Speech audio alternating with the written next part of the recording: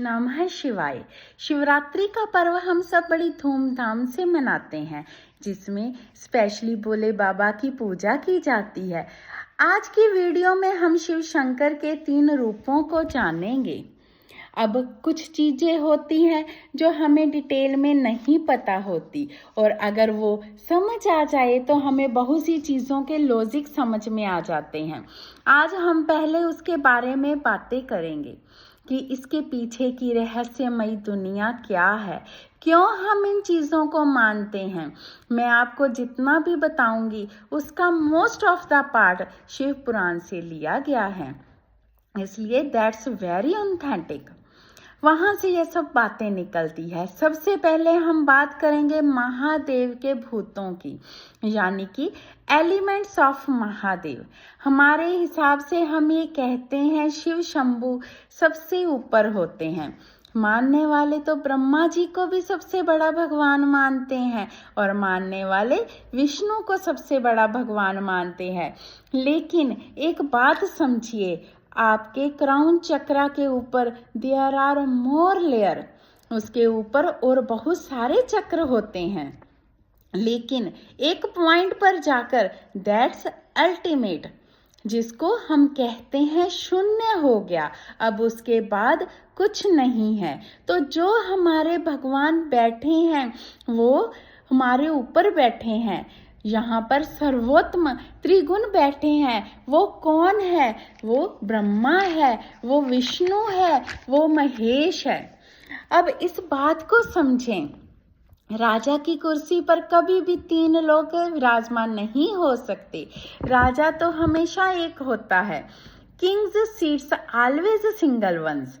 तो भगवान हमारी तरह ये नहीं कह सकते कि तुम जरा साइड पे हो जाओ, थोड़ा एडजस्ट कर लो। इसका मतलब यह है कि इन तीनों के ऊपर भी एक अपरंपार पावर है जो इन तीनों को भी देख रही है।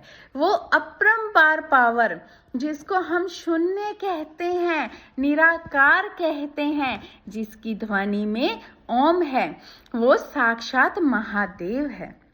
अब मैंने आपको महादेव क्यों बोला?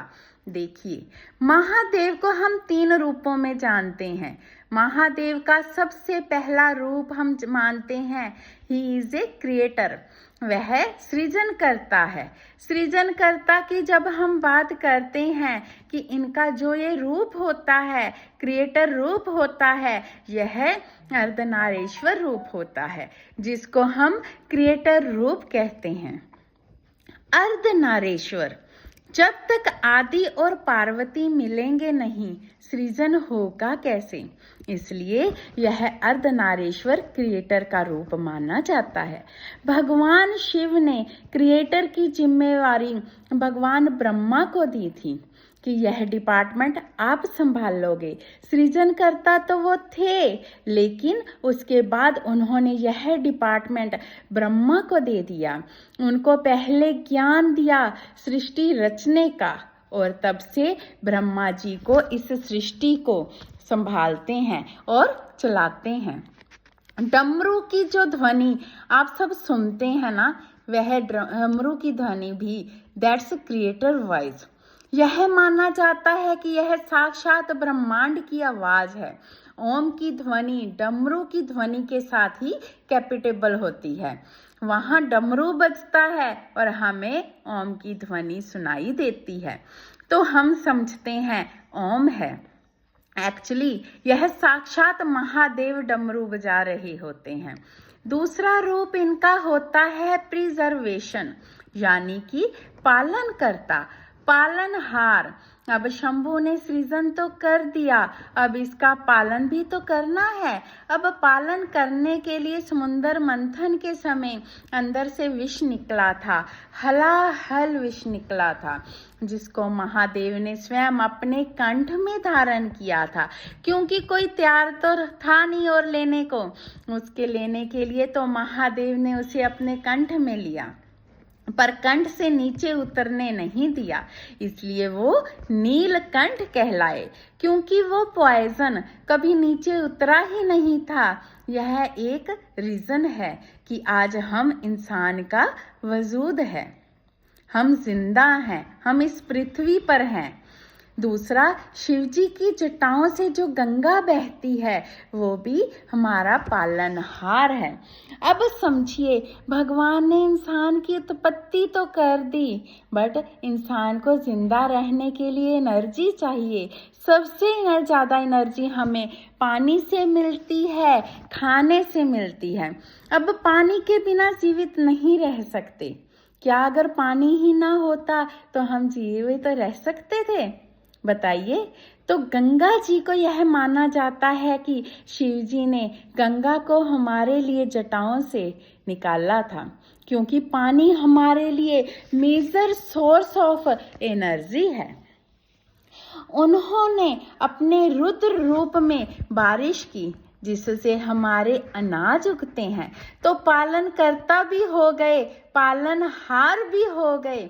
बाद में यह डिपार्टमेंट उन्होंने दिया विष्णु जी को कि आज से आप इस डिपार्टमेंट को संभाल लोगे, पालनहार की पदवी, यानी कि आज से पालनकर्ता आप रहेंगे।